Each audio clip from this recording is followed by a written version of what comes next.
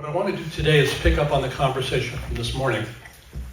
And just to recap and introduce for the folks who weren't there,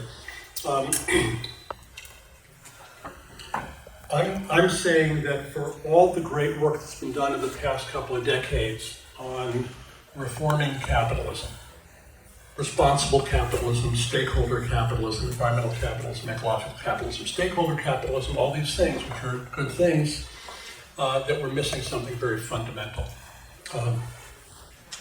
Technical apology, we can't get the slides to work, and we don't have a flip chart, so we're going to just kind of wing it in the old-fashioned way. Okay. And if any of you are inclined to take really good, clear notes and would like to share them with me later, I'd love to see them, because we're going to do a little work together. This is not an hour presentation, this is a workshop, which means you're going to work, okay?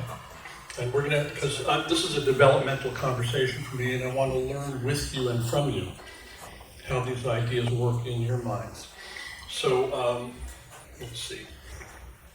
I don't know if I can see this. Let me read a little bit. So stakeholder capitalism, which is one of the terms of art these days, including more stakeholders than just financial shareholders. So your employees, community, maybe living systems, and so forth.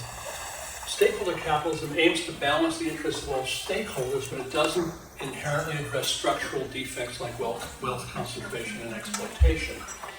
Relies on voluntary commitments and may not prevent profit maximization from dominating decision making. Conscious capitalism. John Mackey of Whole Foods is one of the people who really seeded that some decades ago. Promotes ethical business practices and social responsibility, but doesn't challenge the power dynamics and systemic issues at the heart of capitalism. Democratic capitalism encourages broader participation, but still subject to powerful corporate interests and power imbalances. Multi-capitalism, how many of you are familiar with that? Have heard the term? Dr. Mark McElroy and a number of others have been saying that part of the problem is that we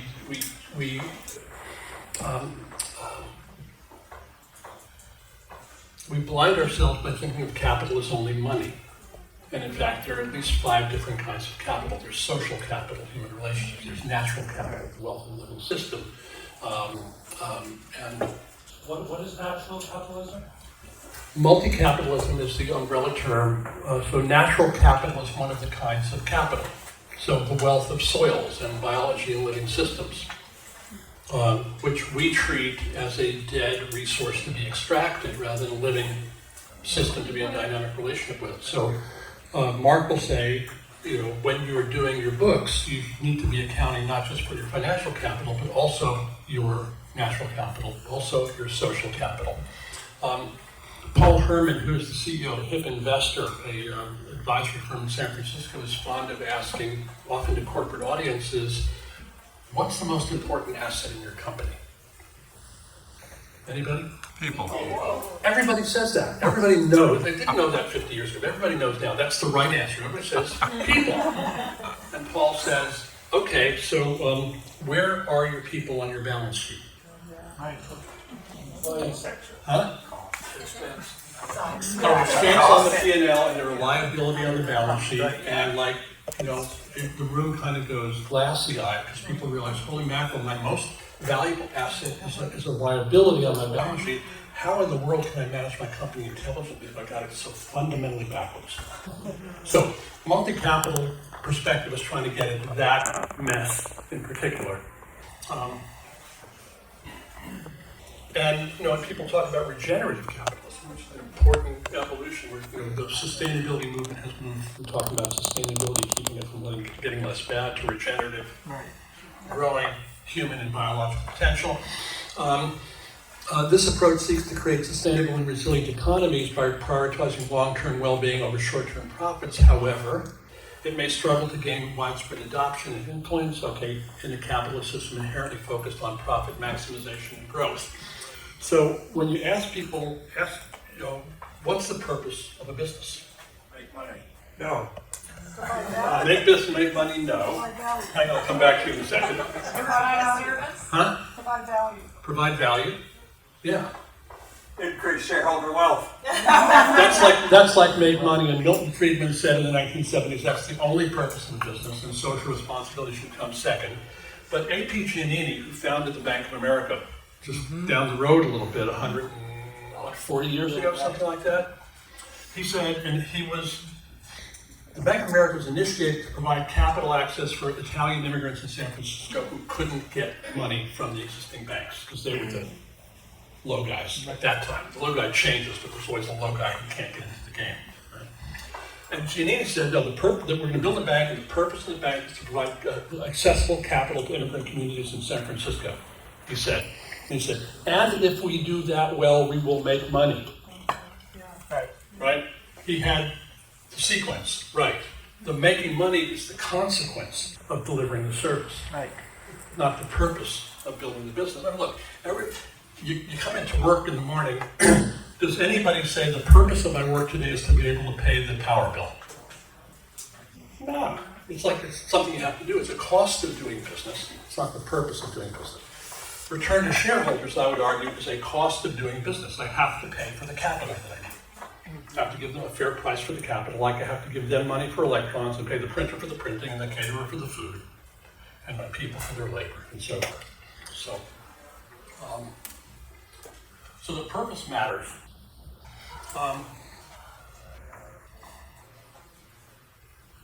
So all those initiatives are good, and they're reforming, and they're opening up people's thinking about what's necessary and possible in business. But I would argue that there are structural defects in the game of capitalism, and that's what I want to talk with you more about now.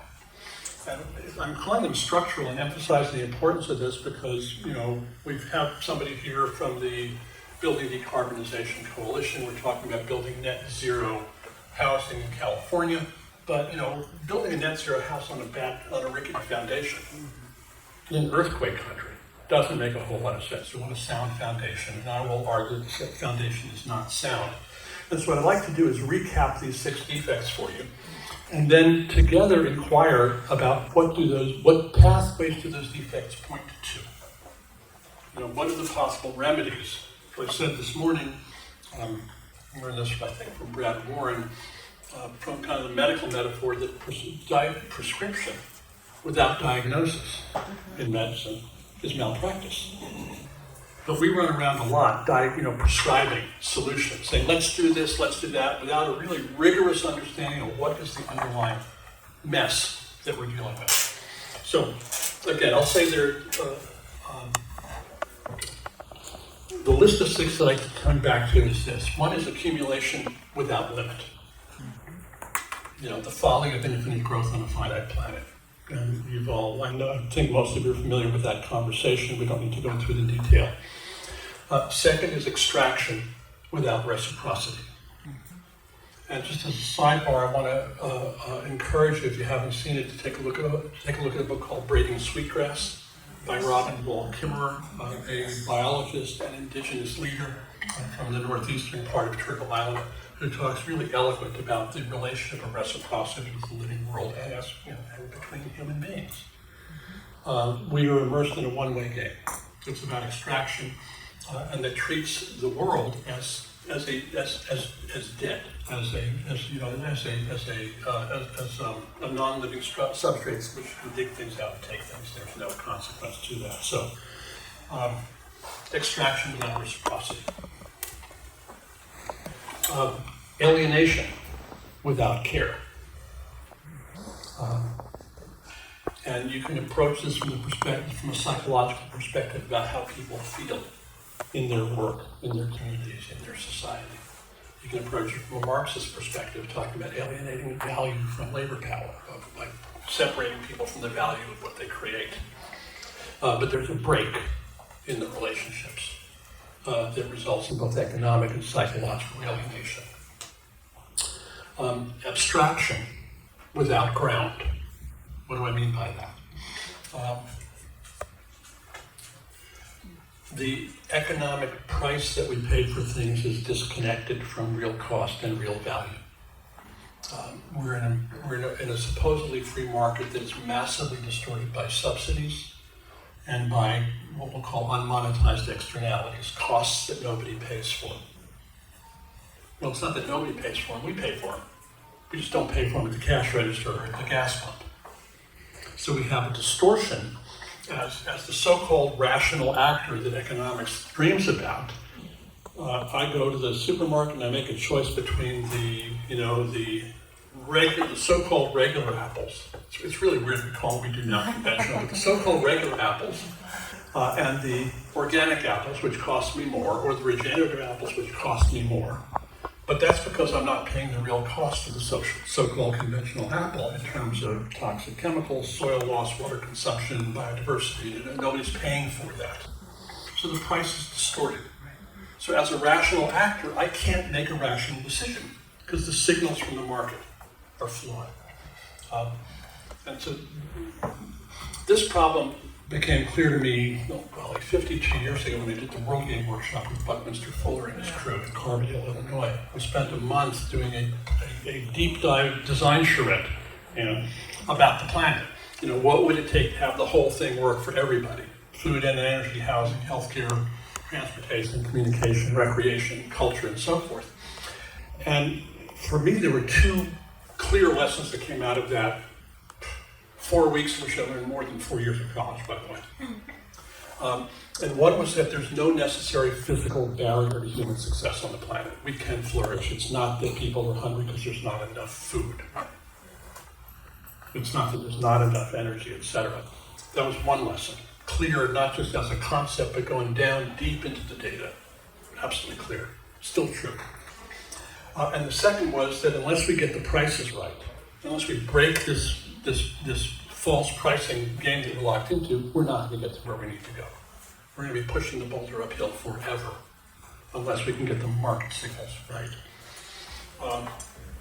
And let me be clear, some of my contemporaries say that markets are bad, but I would suggest that markets are just what humans do.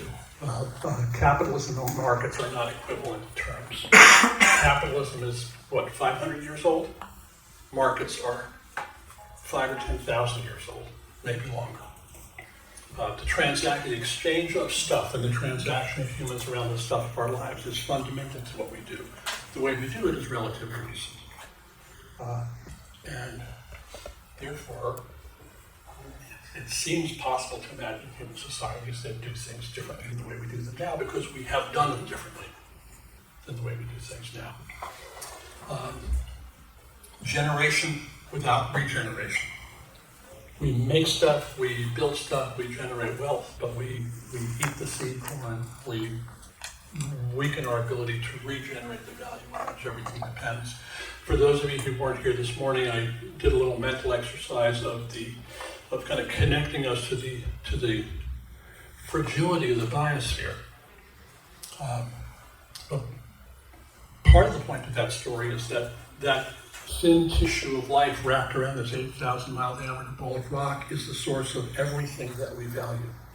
The shareholder value, the return to shareholders, all of it comes from the living world, harvesting off-planet energy from the nuclear reactor 93 million miles away, turning it into things that we value from arugula to cookies to microphones, all powered by this solar-driven quality machine generating value regeneratively on the scale of billions of years. So we miss that. Last, at least on this formulation, is privatization without solidarity. And you see this a lot we see this right now in the federal government. We've seen this at municipal scale for decades. We saw it 300 years ago in the enclosure of the Commons in England, when it wasn't just a natural evolution into a factory system. People were driven off the land at bayonet point, driven into the cities to become workers in factories for the cotton mills and so forth. Land that had been held and managed in common for generations upon generations was turned into private property. And so the question of what do we hold in common? What do we hold privately? How do we manage those differently? Is the sixth. So what I'd like to do in the next, 40 minutes, is let's take one or two of these And I don't know if we'll have time for much more than that. And think about, okay, well, what does this point to? Where could we go with it instead of without? So accumulation, extraction, alienation, abstraction, generation, privatization. Pick one or two. Privatization. Privatization. Okay. Abstraction. Abstraction. And abstraction. Okay.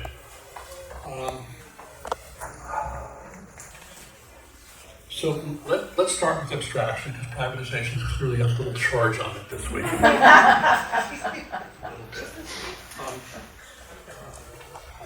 If the structural defect is abstraction, what pathways does that point us to? What might be possible? What might be interesting? What might disclose something different? And this is not a test, I don't have right answers to this, I want to explore this with you. What is that, you said abstraction, you probably raised your hands for that. Why does that call? Well, I can come from a psychological point of view that we escape the cognitive dissonance by selecting what we can deal with and not being overwhelmed by the total abstraction. Okay, thank you. Can you explain what you mean by abstraction? I'd like to learn more about what you mean by abstraction. Does it mean looking at, one part of a plant and not the whole thing, for instance? Or are we just saying, okay, we're going to isolate this thing and not see what it's, okay. And then my other question is, you said abstraction without, but what was the? Without ground, or without grounding, without a context. So what I think your example of looking at a part of something without the whole is one way of doing it, to kind of taking the thing out of the context that it's in, and just paying attention to the part that either we're interested in, or often the part that we know how to measure. We measure what we can measure, not necessarily what's important. So we measure what's easy to measure. But it's also the question of what's valuable. And again, that's another kind of taking something out of context. But this is valuable to me because it lets me speak to you in this room, but what else is going on in this system?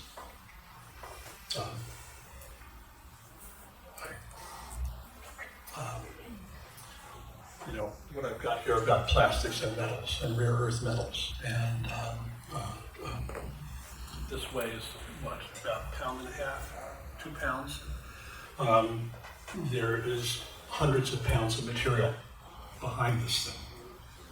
But Ernst von Weizsäcker at the Wuppertal Institute in Germany called the ecological rucksack, the knapsack that you're carrying around with you. That's this thing. This thing is a couple hundred tons of material. That's why it feels so heavy, right? But we see this piece, we don't see that one. So that's a kind of abstraction. And it goes to the question of getting the prices right. Who pays for the real cost of this, or the fuel in the car that you drove up here with, right? How can we make rational decisions, or sensible decisions, or wise decisions if we don't have the contexted information about what we're looking at? If we've abstracted it from the reality of it. Is there something back here? Yeah, hold on. Yeah, I can probably project. I've had conversations with family. Careful. I can be loud. Okay, be loud. Yeah. Can you get it? About when making a purchase, let's say I go to Oliver's Market where something costs a couple dollars more than it does at Whole Foods, let's say. It makes sense because I'm paying for the local systems and the other externalities that you're talking about. And there's a narrative in some of these conversations of how do I justify the waste of the extra $2 it's going to cost me for that item when I could be spending that money on other, I don't know, what insert point. How do we shift the social norms, I think, around understanding that it isn't waste, it's like that so I think this is just a fascinating topic that I have more questions, obviously, than answers about, but I'm curious about that. How do you change that perception around economic waste when you're talking about all of these other forms of capital? It's complex. Help me understand what you mean by waste. Yeah. In that case, in I'd that like specific to. case. Maybe my friends can help me understand what they mean by waste too, but say you're going to spend $4 on something, the $4 for chard instead of $2 for chard that we were talking about earlier. How you're not just throwing away $2 extra. You're spending that $2 on values you care about and a more sustainable Yeah. system.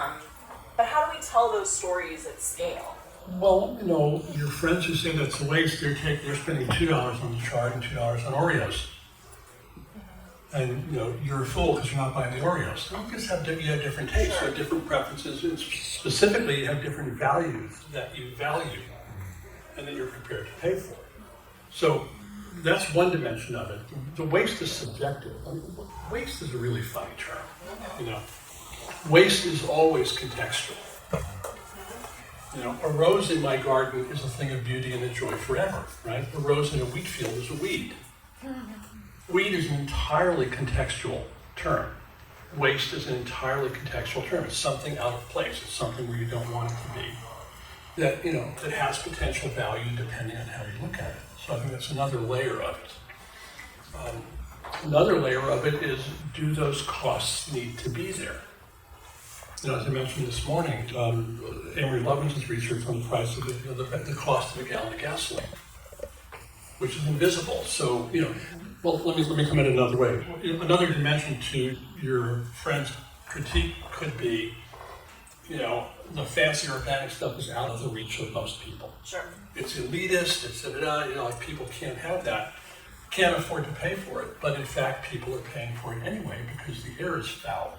Yeah. And the water is toxic, and make your list. And so, by going low down the quality stack in my shopping, I can save cash in my pocket. But what happens to my healthcare bills, or what happens to the well-being of my kids, or the maintenance on the buildings of my city being eroded by acid rain, or the stack is long, and so we're dissociating those pieces. Let me see. There, here, and down. Okay. So in that system, And please project loud. okay, in that system, Yeah. I think what we see is that when it's more expensive for the better food that keeps our air cleaner, which we, in this room at least, can understand that concept, Yeah. what is happening in real time is we're not seeing the correction happen on the other side. Right. There aren't enough farmers or whatever vendors who are doing the right thing for us to see the correction, because the beef industry is still getting the subsidies and driving prices down, and the media is saying, by that it's better. They're not telling the whole story. So there's a messaging piece to bring those two worlds together, and that, I don't even know how to begin to cause that to happen, that the story, the true story, gets told. It's the message. What we find the messaging piece is a conversation. It's how a story is told. On the one hand, it looks like the regenerative beef is more expensive. On the other hand, it looks like the feedlot beef is subsidized. And so for people who favor a free market, one might say, is this really a free market if some of the players are massively subsidized? Where's the fair and free competition? Where's the best product winning if the deck is stacked so that certain people, it's like if your competitor didn't have to pay rent on their factory, or didn't have to pay a legal wage to their workers, or didn't have to meet environmental protections, which of course is part of the game we're seeing being played out right now. It's the reversal of that. But the deck is stacked, and the competition is not fair, and the free markets are not free. And I think it was Adam Smith who said that perfect markets depend on perfect information. And we don't have that. So, in my mind, those external costs Yeah. are being borne by our government and our taxes, right? Because we let these companies mess up the environment, and then the government has to give grants or something to take care of it. Or with our taxes. With our taxes, and because so many of the really people that are causing the problem are not paying their fair taxes once more, it's the less, the people that have not done the extraction that have to pay for it. And so I'm not saying that's the way it should be, but I'm saying that as best as possible, that's what we're doing now. Yeah. And we're not just absorbing the cost of the damage, but we're paying the subsidies Exactly. that accelerate the damage. I mean, we're a very strange species. We're paying to accelerate our own destruction. Why would we do that? Why would we do that? I got table legs. I don't need it, I can show. It seems to me that all of these levels are structural in the sense that the legal structure not only permits but encourages this kind of behavior. Corporate structure is a legal entity which could be changed.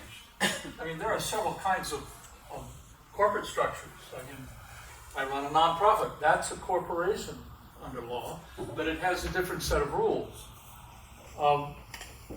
It seems to me that the standard corporate structure for investor-owned corporations encourages that short-term view, the externalization of costs, all of these problems we see, low wages for workers, from that particular structure. Why do we have that structure?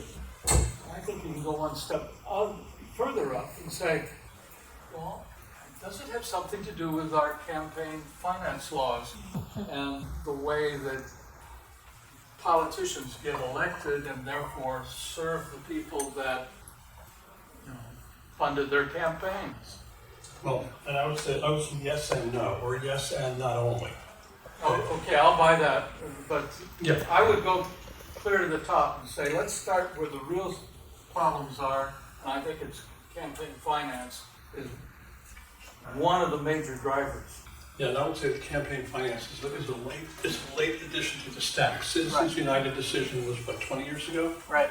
Something like that, which basically says money is free speech. Yeah, Right. I agree. And- That needs to be changed. And campaign finance can't be capped, so it opens the door to massive corruption in the political system, which is different in other countries that call themselves capitalist, by the way. It's called predatory capitalism. You could call it that. Yeah. If you want to go back further, let's go back 150 years to the Supreme Court decision that declared that a corporation was a legal person. Right. That's another piece of that puzzle. I spent a lot of time on that one. I know I got a lot of hands. Let me just say one more thing. But the other piece that's not addressed by either of those is the notion that the duty of a public corporation is to maximize return to shareholders in the short term. And so we've talked with any number of executives who say, I would like to do this. And I see, some of them don't see the payback. We still hear executives say, I'd love to be more sustainable, but we can't afford to. And part of our job is to say, look at the numbers, come on. But what's real here is that the payback might be 3 years out and 5 years out, and they're being judged on a 3-month basis. Right. And if they're not delivering, they're out. And not only is it not delivering, it's not delivering more than the market is expecting of them. So that's a different part of the game. Some companies, notably JLL, the real estate giant, told Wall Street, we're not doing quarterly analyst calls anymore. We're just not doing it. Why? Because all of our senior executives are on long-term compensation. We are not managing to the quarter. It's a waste of time for us to talk with about quarterly returns. Go away. And they're big enough to pull that off. That's what's happening. But most folks are locked in that game. So that's another piece of the structure that's locked in around maximization of short-term return as the measure of the creation of shareholder value. Messy.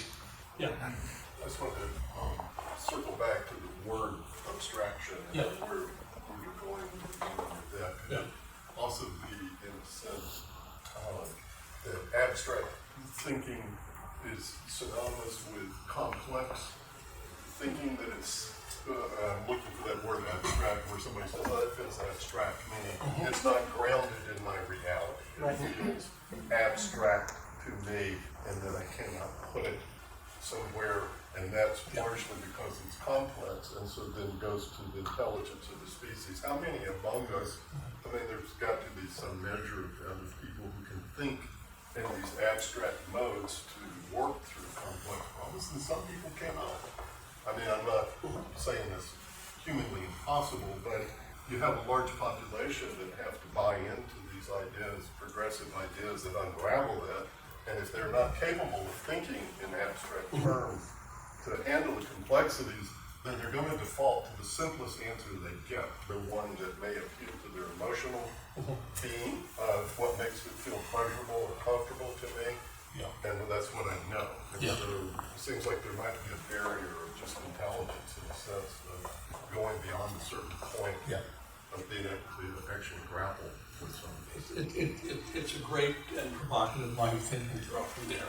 And I'm hearing two different things that I want to tease apart. One is the abstraction, like you were talking about before, the separation from context, the isolating something from the field of stuff that it's in. That's kind of one level of it. And the other is what you're calling complexity. And where I want to push back on you is whether that has anything to do with intelligence or not, or maybe it has more to do with how someone is oriented, or how they're educated, or how they're trained. I mean, Erica, you work with school gardens, with school children, and gardens are a fairly complex environment. Did the kids have any trouble grasping what was going on there? No.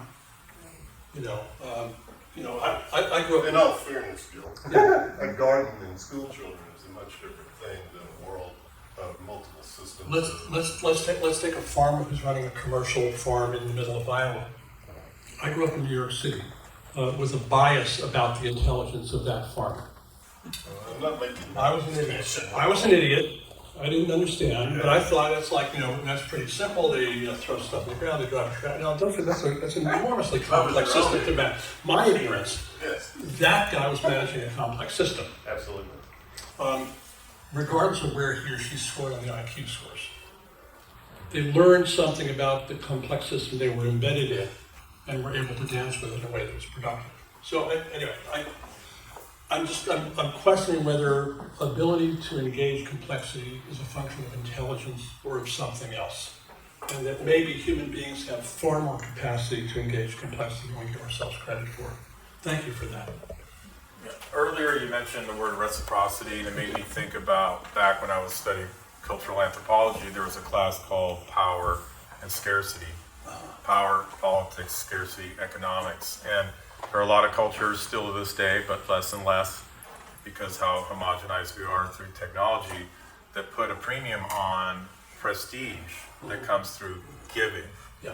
So- Potlatch cultures. For Yeah, potlatch culture. So when you have people coming through your village, Yeah. you get to say, hey, you know what I got to give away to this guy I never met before? And you tell a story about that giving. You gave your best cut of meat, you gave your cleanest water, whatever it is, and you get to receive prestige from that exchange, and that gives you power. We don't really live that way here so much. We don't. Any of you familiar with the book, Dawn of Everything? David Graeber and David Wengrow? Fascinating, big, long, complex book. Graeber is also the guy who wrote Death the First 5,000 Years, which is another kind of casual read. But the Dawn of Everything it draws on the archaeological research in the last 50 years that suggests a very different human history than what we've grown up learning. And they're reaching back 50,000 years. And they're finding a couple of things. One is that cities emerged much earlier than we think, not 8,000 years ago, maybe 30,000 years ago. They were not necessarily hierarchical. We have ruins of 30,000-year-old cities that are not organized around a central temple or palace. They have a much more flat architecture, if you will, and therefore arguably social structure. And they chronicle example after example in ancient times and in modern, recent times of cultures that have enormously different kinds of social organization. Some of it tied to a tribal lineage, some of it tied to a geography. Tribes who have hierarchical organizations certain times of the year and flat organizations other times of the year based on what the climatological conditions required of them. Speaking of potlatch tribes in the Pacific Northwest, we're right next door to each other. You have potlatch cultures and accumulation cultures. And part of the lesson for me of this book is that human history is a history of infinite variety and possibility. Which is to say, we're not locked in to one game. We have done many different kinds of games. We're capable of doing that. And brings me back to the question that I learned my first week as CSO of Palo Alto from the outgoing city manager, Pam Hampton, who in the middle of a miserable executive committee meeting where everything was just like stuck and going nowhere, said, guys, what might be possible She didn't have a line, she didn't have a point of view, she didn't have a proposal, she just invited us to loosen up a little bit. And the meeting transformed. And it's like a secret solvent that I kept in my pocket for difficult times. Not like, here's my proposal, which you can obviously argue against, but like, what might be possible? What could we do here? So I think I have one more hand that I can get back to. Maybe not, okay. So where do we go with this question of abstraction and background? What kind of pathways or directions or explorations does it suggest to you? Jan? I'm just thinking of a podcast that Harry Max did recently. He wrote Managing Priorities recently, our first book on prioritization, apparently. And it's called Unprecedented. And what he points out in this podcast is that current life, as we're experiencing it, is unprecedented daily for all of us. Right. But as humans, we only have the past to reference what's happening now. So the point that Harry's making is that when we're confronted with something unprecedented, we default to something familiar in the past that's not actually going to help us manage what's happening now.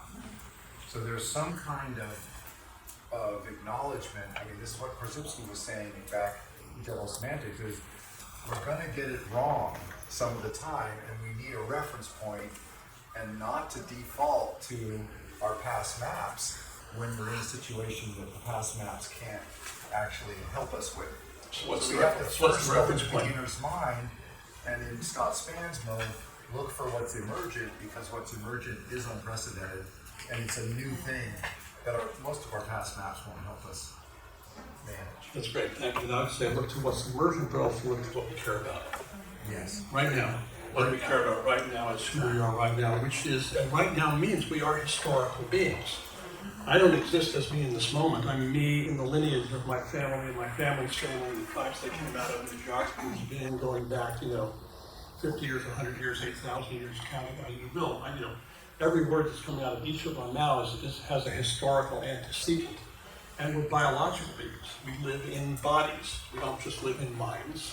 Thoughts don't arise in our heads. They arise in our entire beings. Eric talked about this beautifully this morning. And we are emotional beings. And all of that is there all the time in each of these encounters. So thanks for raising that. Yeah, back to you. Well, that makes me think that because our problems now are global, that, there's part of me that thinks, yes, act local. But there's another part of me that if we want to take these, what do we call them, extractive and get the real value, we have to work, because people just go to other countries, we have to strengthen our global communities to solve the problems that we're facing. Which we've made a lot of progress on in the last 30 or 40 years and are seeing it getting beaten to pieces right now. And if we can strengthen it even more. Yeah. It's a funny thing, the global, local thing. Neil Tees is a physician in New York who wrote a wonderful book called Notes on Complexity, looking at biological complexity as well as social complexity. Makes a really interesting case that it's all local. It's all micro. It's all, even the global changes happen out of direct conversations between people. And so we're playing at both of those levels all the time. It's not like the local is an escape from the global. It's one of the ways that we get to the global. So, if abstraction in economic systems is part of the problem, one of the structural defects, where do we go? How do we get out of that defect? How do we build something that has a sounder foundation? Well, I don't know the answer to the question. Me either, which is why we're here. But I think I just want to point out an obvious tension between the concept of abstraction and sort of the framing of abstraction without being grounded in something, and the idea of like free will. Because if we are all, connected by these lineages and we have this story, our own context is connected to our own sort of origins, which might be different from each other. And so the notion that we as an individual can make a choice that is somehow distinct from that context of I come from these people with these values at this time in this place, then it just causes, I think there's a natural tension between the idea of we can abstract things without understanding their whole context, and that we are an individual who exists in this place and time, choosing things that may not be grounded in that context. Yeah. Actions have consequences, right? Any action we have has consequences. People lineage to the world around us, what we care to pay attention to. Not acting has consequences, right? We don't have any option that doesn't have consequences. So what do? And I think, listening to you, I'm struck at just like sort of the obvious level. What's the opposite of abstract? It's like absolute abstraction, like reality. It's like, how do we be real? How do we have the whole context in focus? How do we pay attention to what's actually so? Understand the implications of our choices and build that into our systems in some kind of way. That I don't have to be, when I go to the supermarket, I don't have to do a life cycle assessment on every product I buy. Yeah. But it's reflected, if not in the nutrition label, it's reflected in the price. So there's something in the system that guides me to the choices that we care about, the things that we care about, which is not what we're doing now. Well, it's a matter of the way that we think. She was speaking to it around context. We don't think contextually, we think through content. Can I ask you a question that my friend Ken Homer always asks? What? Who's we? Pretty much the culture that we live in. Doesn't really think from the So whole. modern Western culture, Modern- global culture? Modern Western culture. Okay. So we think mostly from the parts instead of from the whole. Mm-hmm. So it's a matter of the way that we think and hold things more than what, because that determines how we act. So where does that come from? It comes from culture, it comes from the way that we learn, it comes from points of view that we grow up in, so it's a cultural phenomenon. So in this room, there's a we that I'm going to suggest is somewhat different than the we you're talking about. Right, we're all different. Okay? No, we're not all different, but we are a bunch who's kind of different in a particular way than the we down the road. And just sidebar, Ken's been dogged on this, but just I invite you all to listen for the use of the word we in all the conversations that you're in. And just ask yourself, if not overt in the conversation, what's being referred to by the we? Because I've been in conversations where we is used in 5 different ways in the same paragraph. We, my household, we, my family, we, my tribe, we, my city, my country, me, the West, me, white people, black people, whatever. It gets very muddled what we mean when we say we. Words kind of. It gets abstract immediately. So worth looking at that. I agree with that. And they, well, we and they is right there always together, right? Oh, you can't have we without they. Well, don't we say we a lot to add significance to our belief that we're speaking to because we feel this way? Yeah, so who's we? Yeah, so we grab the we to bolster That's a the thing. claim on authority. As opposed to what was said over there where we don't know, it's unprecedented, and maybe we have to be creative with possibility and make mistakes to find the path because it's not clear. We don't know. So, we don't know. We have a certain spirit of inquiry here. We have a certain cultural flavor in this room, in this conference, that's different than the dominant American culture of now. Where did these come from? And I'm asking that in the sense of the question of like, what's the possibility from which this kind of conversation emerged? How do we nurture this kind of perception and awareness so that ripples into the halls of industry and the halls of government and the halls of grade schools, so that we learn to think about these matters in a less abstract, Which we? a more real way. Thank you. Exactly. Right. Yeah. I thinking of a book called Transforming Performance Measurement by Dr. Dean Spitzer, and he does a sociological proof of incentives and points out in the first third of the book that basically all measurement is about manipulating people in our current institutional structure.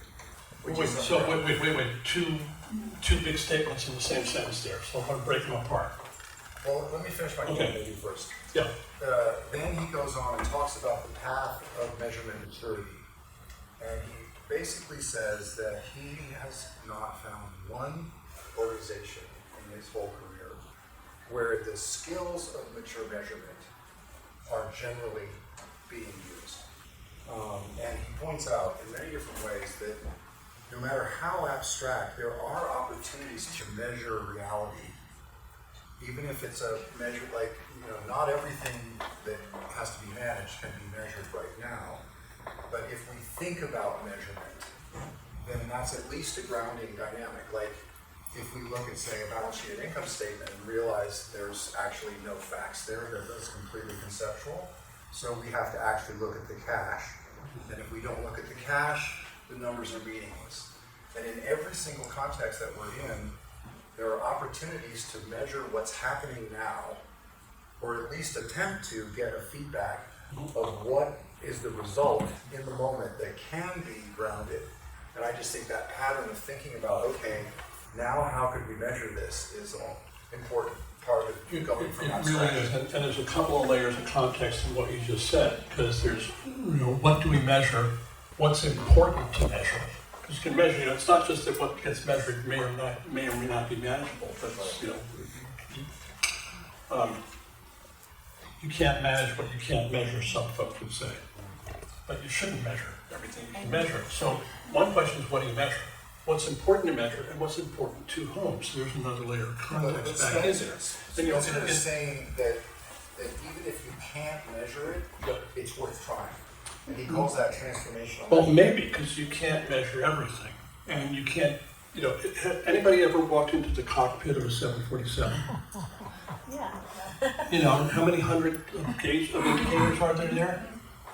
The pilots who are trained to orient to that can deal with that. I could not perceive more than probably 7 of those indicators at any given time. So what matters differently to different people. What matters to the CFO might be different than what matters to the chief operating officer. What matters to the employees of an employee-owned company might be different than what matters to the employees of a shareholder-owned company. So there's always layers of context there. Are we getting a time signal? Yeah, time signal. We got ice cream out there for those who want more. That's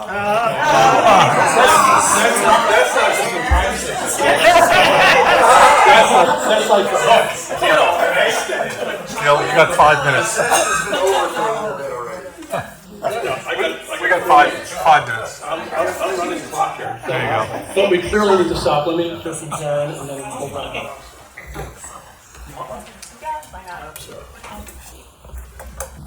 And I would just say in regards to the last comments, I know it's in contradiction to them, but just since we're exploring the richness of dimensions, I'm reminded of the old saw that often what can be measured doesn't count and what can't be measured. For example, if I love you, you can't measure that. And that might be the single most important thing in a transaction that we have or a relationship that we have. But that would have to do with ice cream. But that aside, perhaps an approach to abstraction is that we have described or mapped what I'll just refer to as a problem space correctly. And I was not in a transportation meeting this morning, so if I seem particularly ignorant or uninformed, by all means judge me particularly. But for example, if we just take tailpipe emissions as a measurement that we're trying to do something about, and therefore transition to electric vehicles, I personally am having a difficulty measuring some of those advantages when you look at the totality of the environmental costs of an electric vehicle, and also the human costs. For just one anecdote, these things are global and massive, but they're anecdotal at this point. That Javier Milei in Argentina has revoked indigenous land rights so that the land can be sold to Chinese interests to excavate for rare earth minerals for electric vehicles and electronics. The impact of a single electric vehicle is overwhelming. So have we described the problem space correctly? Is it about tailpipe emissions, or is like how we, and especially like here in California, we, meaning like us in this room and like that, are so many of our communities were built around on private automobiles, where it was given we would be traveling large distances and living in suburbs separated from one another. So that's a challenge. But how can we describe or map that?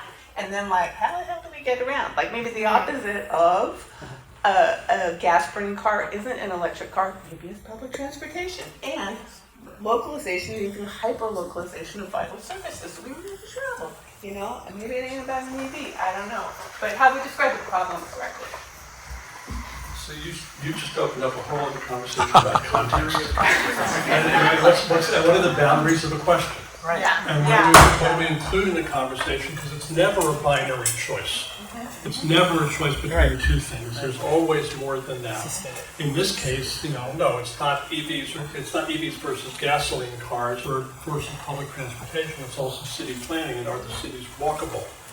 And we had public transportation in the Bay Area until the 1940s. General Motors and Firestone and Esso took the systems apart intentionally. And what social capitalism do you lose by getting in a car?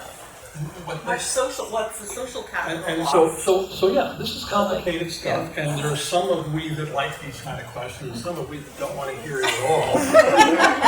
But these are some of the questions that we deal with that are feeding this exploration into the structural defects of capitalism. So thank you for being here. It's really I didn't know where this conversation would go, and I'm fascinated and enriched by it. I really feel contributed to by all of you.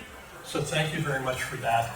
Happy to talk with anybody more about that. My email is gfriend@matlogic.com, matlogic.com.